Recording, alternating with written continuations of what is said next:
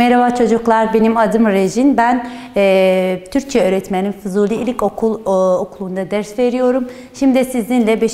sınıfı ders veriyorum. Bu ikinci dersim. Şimdiki dersimiz gölgem. Hepiniz gölgem ne olduğunu biliyorsunuz. Evet, gölgem okuyorum. Okuduğum, burada yazdığım kadar okuyacağım. Sonra kitapta devam edeceğim. Siz de benimle olun lütfen. Gölgemi seviyorum. O da beni sever. Sevmeseydi böyle beni izler miydi? Geçen gece gölgeme ilgili bir düş gördüm. Düşümde gölgeme söz geçiremiyordum. Ne yapsam gölgem beni dinlemiyordu. Ben kaldırımda yürüyorum, o vitrinlere bakıyordu. Sonra beni geçip karşı kaldırıma koşuyordu. Evet. Bu arada taşıtların altında kalma tehlikesine geçiyordu. Ne oldu sana diye sordum. Sen eskiden yanımdan hiç ayrılmazdın. O eskiden diye karşılık verdi. Gölgem iyice kabalaşmıştır. Okula gidinceye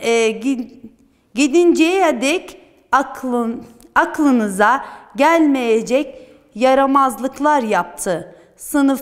Sınıfa da girmek istemedi. Artık iyice kızmaya başladım. Kendini ne sanıyorsun sen? Bir gölgesin işte, dedim. Söylediklerimi gücenmişti. Gölgem olmak kolay mı sanıyorsun? Pardon, gölge olmak kolay mı sanıyorsun? Evet, çok daha zor olmasa gerek. İyi ya, seninle yer değişelim. Sen benim gölgem ol. Bu öneri oldukça çekici geldi bana. Başlangıçta işler iyi gidiyordu. Kaldırım taşları üzerinde kayarken ayağı eğleniyordum ama bir süre sonra canım sıkılmaya başladı. Bir başkasının davranışlarını izlemek sanıldığından daha zordu. Üstelik bir şey yemiyor. İstediklerimi yapamıyordum. Sonra sıçrayarak uyandım. Neyse ki gördüğüm sadece bir düştü. Ya gerçek olsaydı? Evet, burada gölgem konusu geçiyor. Bir çocuk var burada resimde gördüğünüz gibi. Rüyasında diyor, ben rüyamda gölgeme söz geçiremiyordum. Yani gölgem yaramazlık yapıyordu. Ben de onu durduramıyordum. Ben sınıfta ona sordum, niye böyle yapıyorsun? Gölgem gibi davran dedi. O da demiş, sanki gölge olmak kolay bir şeymiş. Sen gel benim gölgem ol. Diyor, tamam, işler iyice iyi birlik, yani öncelikle işler çok iyi gidiyordu ama sonra sıkılmış. Üstelik hiçbir şey yemiyordu. O yüzden sıkılmaya başlamıştır. Ama sonra çocuk rüyasında kalkmış. Diyor, neyse ki bir rüyaymış, ya gerçek olsaydı. Evet, burada gölge bahsediyoruz. Gölge olmak da kolay bir şey değilmiş demek ki. Söz dağarcığı çocuklar. Biz burada birkaç soruyu çözeceğiz. Sonra dil bilgisiye geçeceğiz. İlk sorumuz, burada 3 tane resim var. Bunlar birinci resimde kız rüya görüyor. Düş de aynı anlamda geliyor. İkincisi bir çocuk var, bir dev var. Bu da burada da bir çocuk var, hayal ediyor. Bakalım diyor, düş kelimesi okuyorum. İkinci, aşağıdaki cümlelerde düş sözcüğü aynı anlamda mı kullanılmış? Resimlerin altına anlamalarını yazınız. Bakın 3 resim, 3 cümle. Bakalım aynı şey mi? Birinci diyor, geçen gece bir düş gördüm, çok etkilendim. Evet, burada. Burada yazacağız. Rüya ya düş aynı şey. Birinci cümle, birinci resim. Geçen gece bir rüya gördüm, çok etkilendim. Burada yazıyoruz. İkinci cümle, masaldaki devler birer düş ürünüdür. Masalda devleri görmüşsünüz, büyük adamlar, dev adamlar. Bunlar diyor hepsi düş ürünüdür, hayal ürünüdür. Yani burada düş rüya anlamına gelmez, hayal anlamına geliyor. Üçüncüsü diyor bir bisikletim olsa neler yaparım diye düş kuruyorum. Bak çocuk burada ne? Hayal ediyor. Hayal kuruyor. Ne oluyor? Bir bisikleti olsa burada da düş hayal anlamına geliyor. Evet diyor masal okuduğunuz tabii metin incelemeye geçiyoruz. Diyor okuduğunuz öyküde anlatılanlardan hangisi gerçek hangisi hayal ürünüdür yazınız. Şimdi ben cümleleri yazıyorum. Hangisi gerçektir? Hangisi hayaldir? Siz söyleyin. Tahtayı silelim. Evet, siyah kalem. Tabii ki biliyorsunuz hayali şeyler nedir, gerçek şeyler nedir?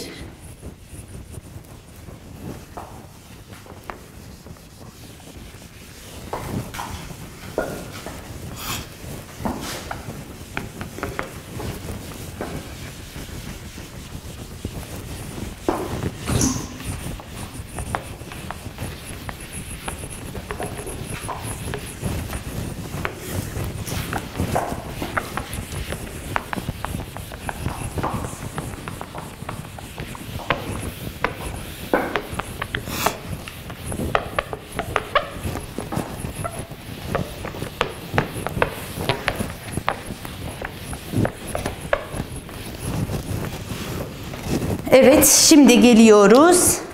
Bakın diyor birinci, bak mavi bir çizgi var, mavi bir şey var. Diyor çocuğun rüya görmesi. Çocuğun rüya görmesi.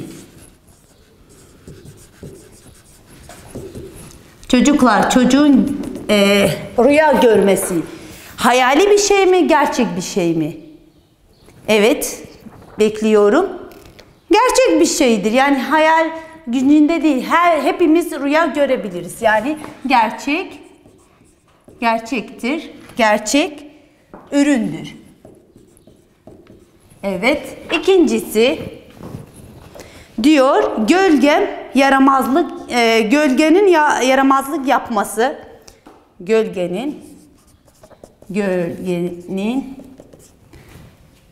yaramazlık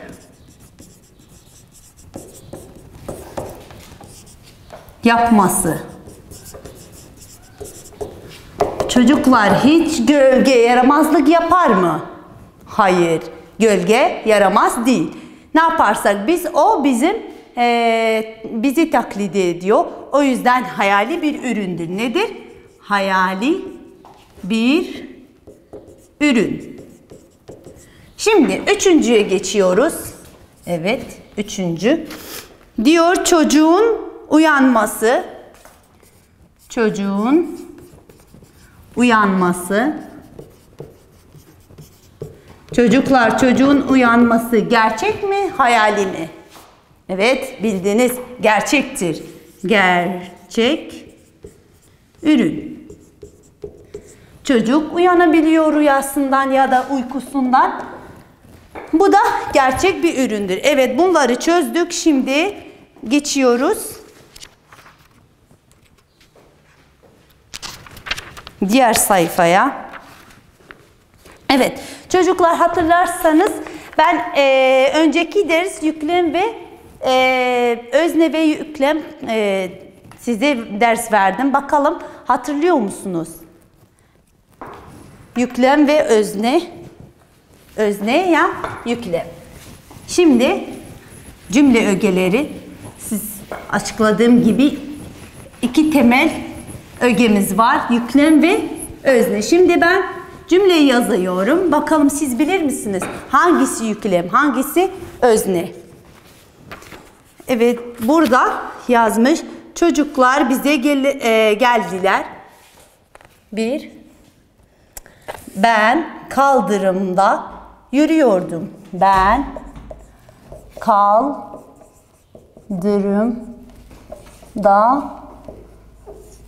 yürüyordum. Evet, ben kaldırımda yürüyordum. İkincisi, çocuklar bize geldiler. Üçüncüsü, arkadaşım çok üzüldü. Bu üçüncü cümle. Dördüncüsü, tabii siz bakarsınız hangisi özne, hangisi yüklem çözersiniz. Ben de şimdi sizinle yaparım. Gölgem iyice kabalaşmış.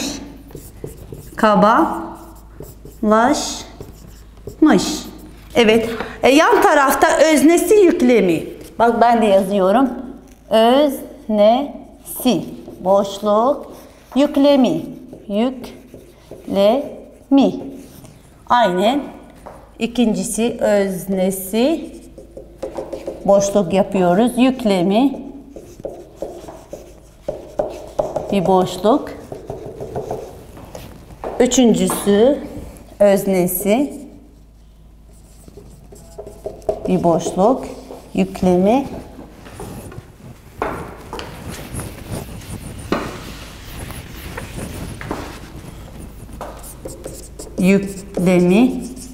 O da bir boşluk. Evet. Sonu size bırakıyorum çocuklar. Şimdi ben kaldırımda yürüyordum. Özne hangisidir? Evet çocuklar. Öznesi ben. Burada ne yazacağız? Ben. Kaldırımda yürüyordum. Yürüyordum burada yüklemdir çocuklar. Yüklemi nedir? Yürüyordum. Evet, yürüyordum.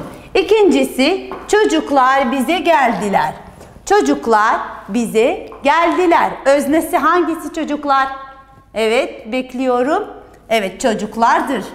Çocuklar öznesidir. Çocuklar.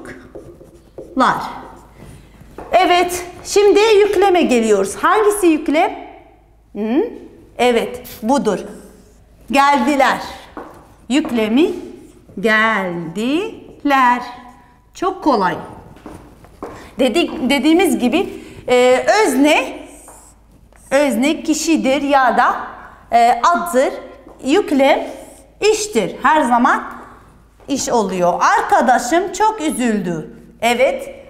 Yüklem ya özne, pardon. Birincisi özne. Arkadaşım. Evet. Arkadaşım öznesidir. Arkadaşım. Yüklemi hangisi? Bekliyorum. Üzüldü. Evet. Üzüldü. Evet çocuklar. Son tane size kaldı. Gölgem iyice kabalaşmış. Gölgem iyice kabalaşmış. Siz de defterde çözün. Evet çocuklar. Şimdi şeyimiz var. Özne ve yüklem uyması. Nasıl diyoruz? Yani yüklem ve özne birbirine uyuyorlar. Nasıl? Mesela bir örnek veriyoruz. İlk önce okuyalım. Özne ve yüklem uyması nedir? Diyor. Bir cümlede özne tekilse yüklemi de tekil olur. Özne çoğulsa yüklemi de çoğul olur. Buna cümlenin özne yüklem uygunluğu denir. Evet çocuklar diyor. Aliler akşam, bak burada iki cümle vermiş, biz cevabını yazacağız. İki boşluk koymuş. Nasıl uyacağız? Aliler yani Ali'nin ailesi. Aliler akşam bize çocuklar boşluk vermiş. Aliler buradalar çoğuldur. Yani özne çoğulsa yüklem de çoğul olur. Gelecek. Gelecekler. Evet bakın çocuklar aynen. Ler. Yani ikisi de çoğul. İkinci cümle diyor. Çocuk törende şiir. Çocuk tekildir. Çocuk törende şiir boşluk. Evet burada çocuk tekildir. Yani tektir. O yüzden yüklem de tek olur. Şiir okudu. Bakın çocuklar burada tekil, burada da tekil. Yani ler eki yoktur. Buna özne yüklem uygunluğu denir. Evet çocuklar biz cümle ögeleri özne ve yüklem aldık eski ders. Şimdi tümleç alıyoruz. Tümleç nedir? Bakalım tümleç nedir? İlk önce tabii ki tanımı okuyacağım. Sonra size tahtada örnekle açıklayacağım. Çocuklar tümleç diyor cümlede yüklemin anlamını çeşitli yönlerden tamamlayan sözcük ya da sözcük öbeleri tümleçtir. Yani özneyi tamamlıyor. Nasıl? Ben gölge oyunu oynuyordum. Ben gölge oyunu oynuyordum. Şimdi biz özne ve yüklem biliyoruz hangisidir. Nedir ya? Bu özne. Bu yüklem. Dedik tümleç özneyi tamamlıyor. Bakalım nasıl? Pardon.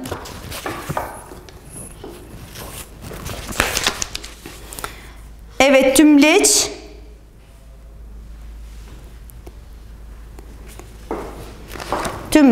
bakın ben gölge oyunu burada gölge oyunu ne oluyor? Tümleç oluyor. Tümleç. Ben ne yapıyordum? Ne oyunu oynuyordum?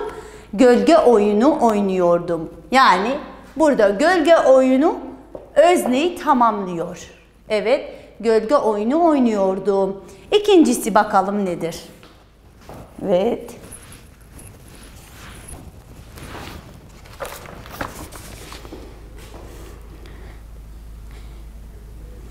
Gölgem arkamdan geliyordu. Bakın çocuklar. Gölgem arkamdan geliyordu. Tabii ki ilk önce bildiğimiz konular, yani bildiğimiz özne ve yüklemi çıkartıyoruz. Bu özne, bu yüklem. Çocuklar eğer bilmesek özne hangisidir, yüklem hangisidir, tümleci nasıl buluyoruz? Bir şeyimiz var. Nerede sorarsak mesela gölgem arkamdan geliyordu. Gölgem neremden geliyordu? Arkamdan. Burada arkamdan ne oluyor? Tümleç. Yani demek istediğim sen sorarsan nerede tümleç bulunuyor zaten. Evet. Cümlede tümleç bulmak için yüklemi nerede, niçin, nasıl, ne zaman, ne kadar soruları uygun olanı soruyoruz ve tümleci buluyoruz. Kime soruyoruz? Gölgeme. Nereye? Sordum. Gölgem nereye geliyordu? Arkamdan geliyordu. Evet çocuklar, böylece tümleci de açıkladık. Bakın diyor, Ali dün okula gelmemiş. Ali dün okula gelmemiş.